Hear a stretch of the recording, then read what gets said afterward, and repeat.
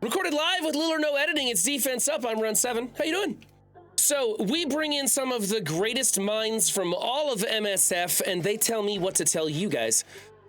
We are going to be going over Dave's defense. I believe he's something like 47 million. I'm probably off by $1 million there, TCP.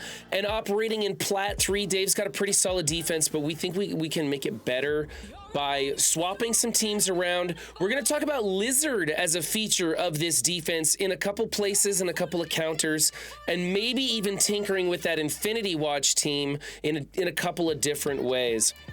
Remember, if you guys want your defense featured on Defense Up, find those links down below. You'll just DM me on Discord. We'll get you on the list. And hopefully we can start recording more of these videos as we go. So room 1 is the Secret Defenders with Noir. Noir adds a statistical chance of making the new Warrior counter fail. The new Warriors clean the clocks of these guys and girls.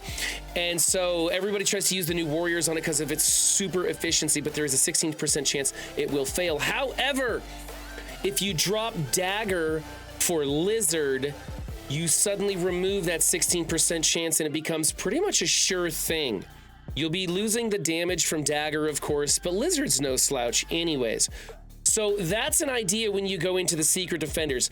About this room, we do want to move this into room 5, and in room 5 is a Gamma team. We're going to be moving that into room 1, just a straight swap across, because I think it's a little bit better to have that Gamma in room 1 than it is for it to be in room 5, where it's being treated like a blank room. This is going to function the same way either way. But when you go into this, try dropping Dagger for a big Lizard and see if that gets rid of that RNG chance that Noir could remove the evades and Hardlight could then rewind your Gwenpool. Lizard just makes that not happen anymore. So everything else is great here. They are all raiders and skirmishers, so if we do move this to room 5, you can put them back to their traditional ISOs, which is probably going to be Striker Robbie and Striker Black Cat. As for how this is operating right now, it's a pretty solid defense, and it can even stay in room 1 as it is. So I'm going to go ahead and give it an A-. I do think it's going to be better in room 5 with Gamma utilizing this room's values slightly better. This team's probably going to be blinded when they're doing all their attacks, so who cares if they get extra damage or not. In room 2, we have a great war defense, but a pretty cruddy Crucible defense. Let's get rid of the new Avengers, and we're going to try putting in a Darkhold Lizard this time. That's right. Everybody's running Darkhold Loki. Let's try Darkhold Lizard. That's going to mess with the countered tangle to the tangled counter, to a degree. It's not going to win anything, but it's going to make it less efficient going in there with the Tangled Nova, Kestrel, and stuff like that people use those tangled counters into the Darkhold team. So Darkhold with Lizard is a thing. Lizard gaining a lot of value today on Defense Up. As for this team, I think it's hot trash. I'm tired of people using it. I don't care what room you put it in.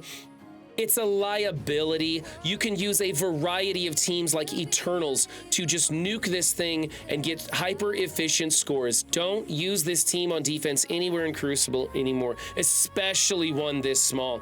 If this was rocking 2.5 million, maybe it'd stand a chance of being a filler defense somewhere, but this is not gonna cut it. Get this off your defense immediately. For me, I think it's a big fail having it in here, so I'm gonna give this one an F. In room 3, we have the Infinity Watch. No surprises here. We're talking about trying to make this even less efficient for your opponent to go into. One thing we can do is replace Nebula with Lizard. No, I'm kidding. We can replace Nebula with a big fat Quicksilver. And that's going to get rid of that speed up on spawn that people use Vulture to steal and make things happen with a Sinister Six composition. So you could try that. But you're going to be losing the evades from Nebula, so we're kind of back and forth of whether that could be a good idea. Zero came in with the idea that maybe we should drop Phyla-Vel, since this team doesn't really need any cleansing with the counters that are going into it, so maybe we could benefit from that. But then you're losing some of those death proofs and the drain that they get off of those death proofs, so it's kind of a tough call. But if you're looking to tinker with your Infinity Watch, try throwing in a big Quicksilver, possibly in place of Nebula. Maybe try Phyla-Vel, who knows? It's something to do. As is, this is what everybody's putting in 3 because it is the thing that works best and you're not using them for offense. So it's a boring A, but it's a well-built team. Moondragon could be healer, striker, skirmisher, your choice, really. In room 4, Black Knight with the Extreme Rogue variant. This is what a lot of people are using. You can beat this with Superior 6 APOC. That's one thing to do, but that's a lot of firepower to one-shot this team. Most of the time you use like an invader's sack.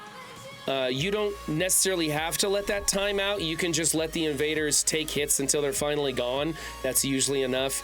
But then you come back in and Black Knight has the exhausted over his head, and he just becomes a simple pre-taunt tank with a big health bar. He's not anything exciting. He no longer retaliates regardless of the charges because of that exhaust mechanic.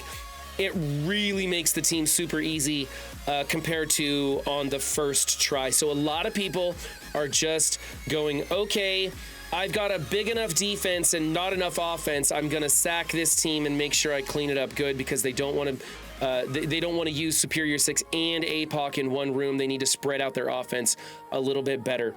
Personally, I think Dave's overall defense is allowing enough offense for them that they are going to be able to one-shot their opponent for the most part, unless they're mirroring a similar defense, and then it becomes efficiency.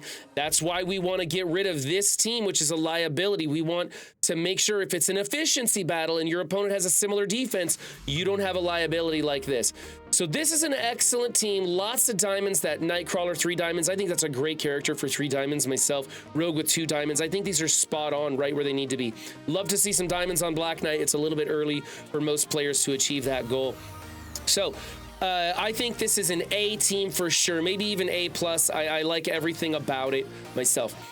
Okay, moving on to room 5. This is Gamma. Now we are going to move Gamma into room 1 so that they benefit from the room rules where if they drop below health and they're taking a few turns, they could get going. Also, this is a great team that heals itself back up. So if you can do that, that's great.